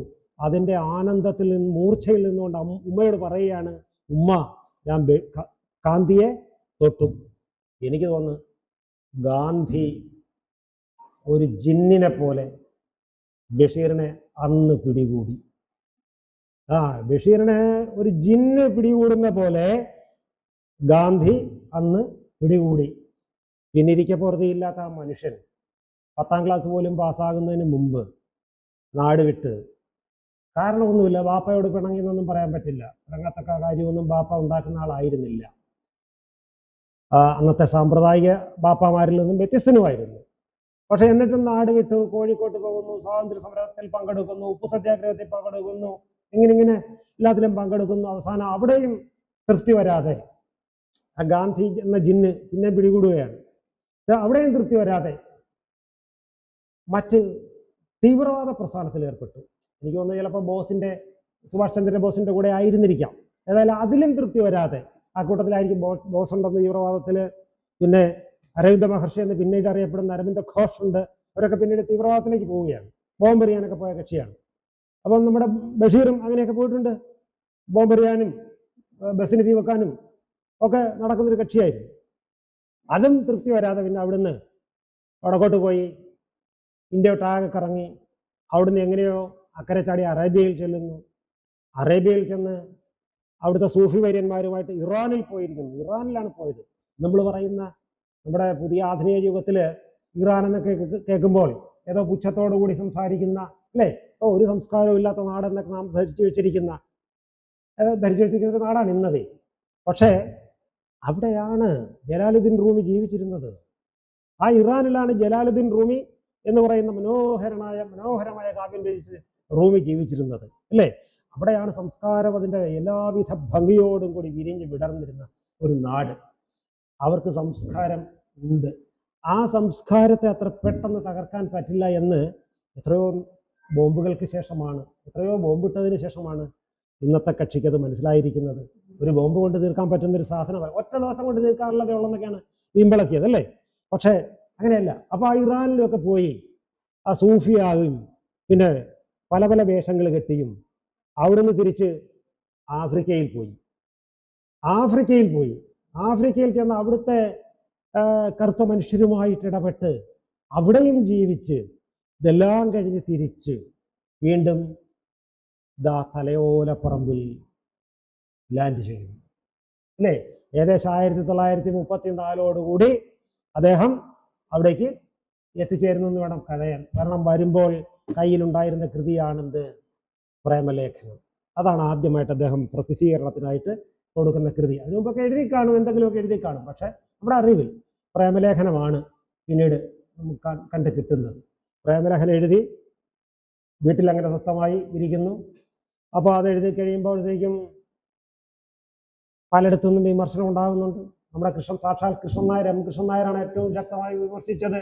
അദ്ദേഹം പറഞ്ഞത് ബഷീറിന് ഭ്രാന്താണ്. അദ്ദേഹം എഴുതിയതേ ബഷീറിന് ഭ്രാന്താണ്, എഴുതുന്ന മുഴുവൻ ഭ്രാന്താണ് എന്നൊക്കെയാണ് എഴുതിയത്. അപ്പോൾ കൗമുദി വാരികയിലാണിത് വരുന്നത്. അപ്പോൾ കൗമുദി വാരിക വരുമ്പം അവസാനം ബാലകൃഷ്ണൻ വിളിച്ചു പറയും, ഒരു മറുപടി കൊടുക്ക്, എനിക്ക് ഇരിക്കപ്പുറത്തിയില്ല, ആളുകളെല്ലാം വിളിച്ച് എന്നെ ചീത്ത പറയുന്നു. അപ്പോൾ ബഷീർ ഒരു കാർഡ് എടുത്തിട്ട് ഒരു മറുപടി കൊടുത്തു. ശരിയാണ്, ബഷീറിന് ഭ്രാന്താണ്, പക്ഷേ ഒറിജിനൽ ഭ്രാന്താണ് എന്ന് ബഷീർ. ഇതാണ്, ബഷീറിന് ഭ്രാന്താണ്, പക്ഷേ ഒറിജിനൽ ഭ്രാന്താണ് എന്ന് ബഷീർ. അതോടുകൂടി ചർച്ച അടങ്ങി, കൃഷ്ണൻ നായരുടെ ഭ്രാന്ത് അടങ്ങി. ബഷീർ പിന്നെയും എഴുതിക്കൊണ്ടിരുന്നു. കൃഷ്ണൻ നായർ അക്കാലത്തെ എനിക്ക് വലിയ ഇഷ്ടമുള്ള ഒരാളാണ് കൃഷ്ണൻ നായർ, കേട്ടോ. ഇതൊക്കെ പറയുന്നെങ്കിലും കൃഷ്ണൻ നായരുടെ സാഹിത്യ വാരഫലം പിന്നെ അറിയേണ്ടുന്ന കാര്യങ്ങൾ പലതുണ്ട്. പക്ഷെ എന്നാലും ഈ കൃഷ്ണൻ നായർ കക്കാല യൗവനത്തിൻ്റെതായിരിക്കാം. യൗവനത്തിൻ്റെ ചില പ്രശ്നങ്ങൾ എല്ലാവർക്കും ഉണ്ടല്ലോ, ആയിരിക്കാം. ഈ കൃഷ്ണൻ നായർ വേറെ ഒരു അബദ്ധം പറയുന്നുണ്ട്. ചങ്ങമ്പുഴയോട് ഒരു ദിവസം പറയുകയാണ്, കുമാരനാശാന്റെ പ്രണയവരവശേ ശുഭം നിനക്കുണരുകയുണ്ടൊരു ദിക്കിൽ നിൻ പ്രിയൻ, ഈ 2 വരി വായിച്ചിട്ട് കൃഷ്ണൻ നായർ ചങ്ങമ്പുഴയോട് പറയുകയാണ്, കൃഷ്ണപിള്ളേ ഇതെന്തൊരു കവിതയാണ്, ഇതെല്ലാം കവിതയാണോ? അപ്പം ചങ്ങമ്പുഴ ഒന്ന് സ്തബ്ധനായി സ്വല്പം നിന്നിട്ട് പറയുകയാണ്, കൃഷ്ണൻ നായരെ ഇതെന്തായി പറയുന്നത്? അതുപോലെ ഒരു 2 വരി കവിത എഴുതാൻ കഴിഞ്ഞിരുന്നെങ്കിൽ ഞാൻ എന്നെ ഒരു കവി എന്ന് സംബോധന ചെയ്യുമായിരുന്നു. രമണൻ എഴുതിയ ചങ്ങമ്പുഴയാണ് പറയുന്നത്. എന്ത്? അതുപോലെ ഒരു 2 വരി കവിത, ആശാനെ പോലെ ഒരു 2 വരി കവിത എഴുതാൻ എനിക്ക് കഴിഞ്ഞിരുന്നെങ്കിൽ ഞാൻ എന്നെ ഒരു കവി എന്ന് പറയുമായിരുന്നു. കൃഷ്ണൻ നായർ എന്തായി പറയുന്നത്? അപ്പോൾ കൃഷ്ണൻ നായരിലെ വിമർശകൻ ഒരു ഖണ്ഡന വിമർശകനാണ്. പ്രശ്നം അത്രയേ ഉള്ളൂ. വിമർശകർ ഖണ്ഡന വിമർശകരുണ്ട്, മണ്ഡന വിമർശകരുണ്ട്.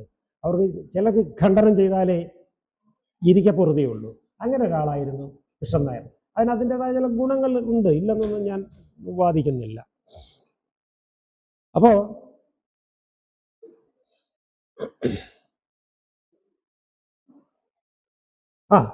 കൃഷ്ണൻ നായരുടെ ആ ഭ്രാന്തങ്ങ് തീരുന്നു. ഏത് കഴിഞ്ഞിട്ടാണ് ഇദ്ദേഹം ഇതിനിടയ്ക്ക് നമ്മൾ പറഞ്ഞല്ലോ, അദ്ദേഹം ഹിന്ദു സന്യാസിയായി നടന്നു, സൂഫി സന്യാസിയായി നടന്നു, മജീഷ്യനായിട്ട് നടന്നു, മാന്ത്രിക വിദ്യക്കാരനായിട്ട് നടന്നു, കൈനോട്ടക്കാരനായിട്ട് നടന്നു, പോക്കറ്റടിക്കാരനായിട്ടും നടന്നു. ഇടയ്ക്ക് പോക്കറ്റടിച്ചിട്ടാണ് ജീവിക്കാൻ പറ്റിയത്, അതും ചെയ്തു. അങ്ങനെയാണ് ബഷീർ അവസാനം എവിടെ എത്തുന്നത്? അമ്മയുടെ കാൽ കീഴിൽ എത്തുന്നത്, എന്നുവെച്ചാൽ തലയോലപ്പറമ്പിൽ എത്തുന്നത്, തൻ്റെ സാക്ഷാൽ ഉമ്മയുടെ അരിയിൽ എത്തുന്നത്. അപ്പോൾ അപ്പോഴും ഉമ്മ ബഷീറിനെ കാത്തു തന്നെയാണ് ഇരുന്നത്. അപ്പോൾ ബഷീർ എന്ത് ചെയ്യുന്നു? അവിടെ വന്നിരുന്ന് എഴുതുന്നു, സ്വസ്ഥത കിട്ടുന്നില്ല. ഒടുവിൽ സാക്ഷാൽ ഭ്രാന്ത് പിടിപെടുന്നുണ്ട്. തൃശ്ശൂര് ഒരു സാനിറ്റോറിയത്തിൽ കൊണ്ടുവന്ന് ആക്കുന്നുണ്ട്. അവിടെ ഇരുന്നുകൊണ്ടാണ് നമ്മളീ പറയുന്ന പാത്തുമ്മയുടെ ആട് എഴുതുന്നത്. പറയുന്ന പാത്തുമ്മയുടെ ആട് എഴുതുന്നത് ആ ഭ്രാന്താലയത്തിലെ ഒരു മുറിയിലും ആ ഭ്രാന്താലയത്തിൻ്റെ വരാന്തയിൽ ഇരുന്നുമാണ് പാത്തുമ്മയുടെ ആട് അദ്ദേഹം എഴുതിയതും തുടങ്ങിയതും പൂർത്തിയാക്കിയതും. അപ്പോൾ അതിനു മുമ്പ് ബാല്യകാലസഖി എഴുതിയായിരുന്നു കേട്ടോ. ബാല്യകാലസഖി വീട്ടിൽ എവിടെയോ ഇരുന്ന് എഴുതിയതാണ്. അന്ന് ബാല്യകാലസഖി എഴുതി തുടങ്ങിയത് ഇംഗ്ലീഷ് ഭാഷയിലാണ്. അതാ രസമേ. 510 പേജ് ഇംഗ്ലീഷ് ഭാഷയിൽ എഴുതി. പിന്നീട് തോന്നിയത് വേണ്ട, മലയാളത്തിൽ എഴുതാന്ന് പറഞ്ഞ് മലയാളത്തിൽ എഴുതി. 500 പേജാണ് ബാല്യകാലസഖി ഉണ്ടായിരുന്നത്. 500 പേജ്. ആ 500 പേജ് ഇങ്ങനെ എഴുതി കഴിഞ്ഞപ്പോഴത്തേക്കാണ് ബഷീർ, യഥാർത്ഥത്തിൽ ബഷീർ എന്ന എഴുത്തുകാരനെന്ന് പറയാൻ പാടില്ല, പിന്നെയോ എഴുതിയത് വെട്ടുകാരനാണ്. എന്ന് വെച്ചാൽ 500 പേജ് എഴുതിയിട്ട് അങ്ങനെ ഇരിക്കുമ്പോഴാണ് പലരും അദ്ദേഹത്തെ കാണാൻ വരുമ്പോൾ അവരോട് പറയും, ഞാനൊരു നോവൽ എഴുതിക്കൊണ്ടിരിക്കുകയാണ്, ശല്യം ചെയ്യാതെ, ഞാൻ എഴുതുകയല്ല, ഞാൻ വെട്ടുകയാണ് എന്നാണ് പറയുന്നത് അവരോട്. എന്ന് വെച്ചാൽ 500 പേജ് ഉണ്ടായിരുന്ന ബാല്യകാലസഖിയാണ് വെട്ടി ഇന്ന് നമ്മുടെ കൺമുമ്പിലിരിക്കുന്ന 75 പേജുള്ള ബാല്യകാലസഖിയായിട്ട് മാറിയിരിക്കുന്നത്. അപ്പോൾ അദ്ദേഹത്തിൻ്റെ ഭാഷണ രീതി എങ്ങനെയായിരുന്നു എന്ന് നോക്കിക്കേ. വിസ്തരിച്ചു പറയുകയല്ല, പിന്നെയോ കാച്ചി കുറുക്കുക ആയിരുന്നു. വെട്ടിക്കളഞ്ഞാണ് ഇന്ന് കാണുന്ന ആ സ്ഥൂലതയൊക്കെ പോയി സൂക്ഷ്മമായ ബഷീറിയൻ ശൈലി ഉണ്ടായത് ഈ ഭാഷണ രീതി പിന്തുടർന്നുകൊണ്ടതാണ്. പിന്നെ പാത്തുമ്മയുടെ ആട് എഴുതുന്നു. പാത്തുമ്മയുടെ ആടിൽ നാം കാണുന്നുണ്ട് ബഷീർ, നമ്മുടെ MN വിജയൻ പറഞ്ഞ ആ ഒറ്റശാഖയായി നിന്നുകൊണ്ട് പിന്നെ പടർന്നു പന്തലിച്ച് വിരിഞ്ഞ് യഥാർത്ഥ തായ്വേരെവിടെയെന്നറിയാൻ പറ്റാത്ത ഒരു മഹാവൃക്ഷമായി മാറുന്ന ബഷീറിൻ്റെ സാഹിത്യത്തെ. ഇതാണ് ബഷീറിൻ്റെ ഭാഷണ രീതിയുടെ ഒരു പ്രത്യേകത. ഒരൊറ്റ തായിൽ തുടങ്ങുകയും തായ്തടി പിന്നെ കാണാൻ പറ്റാത്ത രീതിയിൽ ശാഖോപശാഖകളായി വിടർന്ന് വലിച്ച് പന്തലിച്ച് അങ്ങനെ ബഷീർ എന്തു പറയുക, ഒരു നിത്യഭാസുരമായ ഒരു ബോധത്തെക്കുറിച്ച് പറയുന്നൊരു എഴുത്തുകാരനായി മാറുകയും ചെയ്യും. ഇതാണ് അദ്ദേഹം പറയുന്ന ഒരു പരമമായ ബോധത്തെക്കുറിച്ചാണ്. ആ ബോധത്തിന് അദ്ദേഹം യാ ഇലാഹ് എന്നാണ് പേരിട്ട് വിളിക്കുന്നത്. അദ്ദേഹം തന്നെ പറയും, അത് തന്നെയാണ് എന്ത്, ബ്രഹ്മാസ്മി. അത് തന്നെയാണ് പറയുന്നത്. എന്ന് വെച്ചാൽ ഈ മനുഷ്യന് ജന്മം കൊണ്ട്, നമ്മൾ സാധാരണ ഭാഷയിൽ പറഞ്ഞൊരു മുസ്ലിം ആയിരുന്നു എന്ന് പറയും. പക്ഷേ അദ്ദേഹം എല്ലാ അതിരുകളെയും ഭേദിച്ച, എല്ലാ മതത്തിൻ്റെയും അതിരുകളെയും ഭേദിച്ച ഒരു വിശ്വമാനവികനായിട്ടാണ് പരിണമിക്കുന്നത്. അത് യാ ഇലാഹ് എന്ന് പറയുമ്പോഴും, പിന്നെയോ അലാഹു അക്ബർ എന്ന് പറയുമ്പോഴും, തത്വമസി എന്ന് പറയുമ്പോഴും, ബ്രഹ്മാസ്മി എന്ന് പറയുമ്പോഴും, പരമ്പൊരുൾ എന്ന് പറയുമ്പോഴും ബഷീർ ചെന്നു ചേരുന്നത് ഏകനായ ഒരുവനിലാണ്. ആ ഏകബോധത്തെ മലയാള ഭാഷയിൽ സാഹിത്യത്തിൽ നിർമ്മിച്ചു തന്ന ഒരു എഴുത്തുകാരനായിരുന്നു ആര്. അപ്പം അതുകൊണ്ട് ബഷീർ എഴുതിയ കൃതിയെ നമ്മൾ വിലയിരുത്തുമ്പോൾ ബഷീറിൻ്റെ തന്നെ ഒരു വാചകം കടമെടുത്തുകൊണ്ട് ഞാൻ എൻ്റെ വാക്കുകൾ നിർത്താൻ ഒരുങ്ങുകയാണ്. എന്താണ് ബഷീറിൻ്റെ ഇതിൽ പറയുന്നുണ്ട്, എന്താണ്? ഹാ, വെളിച്ചത്തിന് എന്തൊരു വെളിച്ചം. ബഷീർ പറയുകയാണ്, ആ വെളിച്ചത്തിന് എന്തൊരു വെളിച്ചം. ബഷീറിൻ്റെ ഏതോ ഒരു കഥാപാത്രം പറയുകയാണ്. നിസാർ അഹമ്മദിൻ്റെ അച്ഛനാണ് പറയുന്നത്. ആ പ്രൊഫസർ, ആ വെളിച്ചത്തിന് എന്തൊരു വെളിച്ചം. ബഷീറിൻ്റെ എഴുത്തിന് എന്തൊരു വെളിച്ചം. എൻ്റെ വാക്കുകൾ നിർത്തുന്നു. എന്നെ ഇവിടെ വിളിച്ചതിന് ഉള്ള നന്ദി ഞാൻ അറിയിക്കുകയും ചെയ്യുന്നു. നമസ്കാരം. ഒരു 6 വയസ്സുകാർ മൂത്തൊരു ചേച്ചിയായിട്ട് അദ്ദേഹത്തിന് ഉള്ളിൽ സ്നേഹം തോന്നുന്നു. ആർക്ക്? ബഷീറിന്. ചേച്ചി അറിയുന്നൊന്നുമില്ല കേട്ടോ. അപ്പം ഇങ്ങനെ പോകുന്ന വഴിക്ക് ഇവർ വലിയ സ്നേഹമാണ്. ഇവൾ വരുന്ന വഴിയിലെല്ലാം ഉണ്ട്, കൂടെ ഉണ്ട്. ഇങ്ങനെ പോകുമ്പോഴാണ്, ഇങ്ങനെയൊക്കെ സംസാരിച്ചുകൊണ്ടിരിക്കുമ്പോഴാണ് ചേച്ചിയുടെ ഒരപശബ്ദം പുറപ്പെടുവിച്ചു പോയി. ഒരു അധോവായു ചേച്ചിയിൽ നിന്നും വന്നുപോയി. അതിനിട്ട പേരാണെന്ത്? ഭർ എന്ന്. അപ്പൊ ബഷീർ പറയുന്നൊരു പ്രയോഗം ഉണ്ടെന്നറിയാമോ? അന്നത്തോടെ ഞാൻ ആ പ്രണയം അവസാനിപ്പിച്ചു. അന്നത്തോടെ ഞാൻ ആ പ്രണയം അവസാനിപ്പിച്ചു. ഇതാണ് ഭർ എന്ന കഥയുടെ ചുരുക്കം.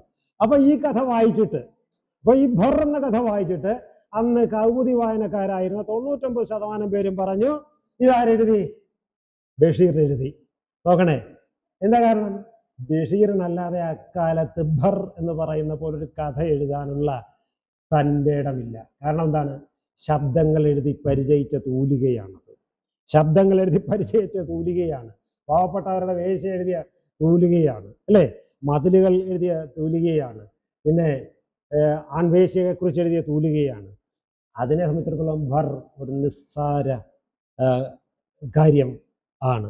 അപ്പോൾ അങ്ങനെ അദ്ദേഹത്തിൻ്റെതായ ഒരു ഭാഷയുണ്ട്, ഇല്ലെന്നൊന്നും പറയാൻ പറ്റില്ല. അപ്പോൾ ഏതെഴുത്തുകാരനും എന്തു ചെയ്യുന്നു? KPFN തിരസ്കാരം എന്ന പുസ്തകത്തിൽ പറയും, ഏതെഴുത്തുകാരനും നിർമ്മിക്കുന്നത് ഒരു ഭാഷയാണ്. തിരസ്കാരം എന്ന് പറയുന്ന ഒരു കൊച്ചു പുസ്തകത്തിൽ KPFN പറയുന്നത്, മാറ്റൊന്നും തന്നെ ഇവൻ സൃഷ്ടിക്കുന്നില്ല, എഴുത്തുകാരൻ ഭാഷ സൃഷ്ടിക്കുന്നു. അതാണ് KPFൻ്റെ പ്രയോഗം. ഏതെഴുത്തുകാരനും ഭാഷ സൃഷ്ടിക്കുന്നു. ഇപ്പം നമ്മൾ പറയില്ല, വള്ളത്തോൾ കളരി, കൊടുങ്ങല്ലൂർ കളരി, വള്ളത്തോളിൻ്റെ വഴി ആ രീതിയായിരുന്നു എന്നൊക്കെ പറയുമ്പോൾ, ബഷീർ രതീഷ് സമയമായോ? ഇല്ല. രതീഷ് ചട്ടക്കൂട് വരച്ചിട്ടിരിക്കുകയാണേ. നല്ല കാര്യമാണ്, ചട്ടക്കൂടിനുള്ളിൽ നിൽക്കാൻ പഠിക്കണം നമ്മൾ. അപ്പോൾ വള്ളത്തോളിൻ്റെ കവിത കേൾക്കുന്നു, ആശാൻ്റെ കവിത കേൾക്കുന്നു, നമുക്ക് തിരിച്ചറിയാം. അല്ലെ, ഉള്ളൂരിൻ്റെ കവിത കേൾക്കുന്നു, നമുക്ക് തിരിച്ചറിയാം. വള്ളത്തോളിൻ്റെ അനിരുദ്ധനിലെ ഒരു നായിക, എൻ്റെ ചില നായികയുടെ പേരെന്താ? ഉഷ അല്ലേ? ഉഷയല്ലേ? അതിൽ അവളുടെ ഒരു ഇരിപ്പ് വർണ്ണിക്കുന്നുണ്ട്. എങ്ങനെയാണ്? ആലസ്യമാണ്ട മുഖമൊട്ടു മറച്ചു വേർത്ത ബാലസ്ഥലം മൃദുകരത്തളിർ കൊണ്ടു താങ്ങി ചേലഞ്ചി മിന്നു ഒരു വെൺകുളിർ കൽത്തറയ്ക്കുമേലങ്ങ് ചാരിമുഖിചാരിയിരുന്നിടുന്നു. നോക്കുക, ഒരു തട്ടും തടവുമില്ലാതെ അങ്ങനെ ഒഴുകിപ്പോകുന്ന ഒരു ഭാഷയാണ് ആരുടേത്? വള്ളത്തോളിൻ്റേത്. അങ്ങ് തട്ടും തടവുമില്ലാതെ അതങ്ങ് ഒഴുകി പോവുകയാണ്. മറിച്ച് ആശാനെക്കുറിച്ച് വള്ളത്തോളിനുള്ള എതിരഭിപ്രായം എന്തായിരുന്നു? ആശാന്റെ കവിത കൊള്ളാം, പക്ഷേ അത് ഉഴുതിട്ട പാടത്തൂടെ കട്ട ഉഴുത് മറിച്ചിട്ടിരിക്കുന്ന, കട്ട പൊങ്ങിക്കിടക്കുന്ന പാടത്തൂടെ നടക്കുന്ന പോലുള്ളൊരു ബുദ്ധിമുട്ടുണ്ട്. മറിച്ച് വള്ളത്തോളിൻ്റെ ഭാഷ അല്ലെങ്കിൽ കൊടുങ്ങല്ലൂർ കളരിയിൽപ്പെട്ടവരുടെ ഭാഷ എങ്ങനെയാണ്?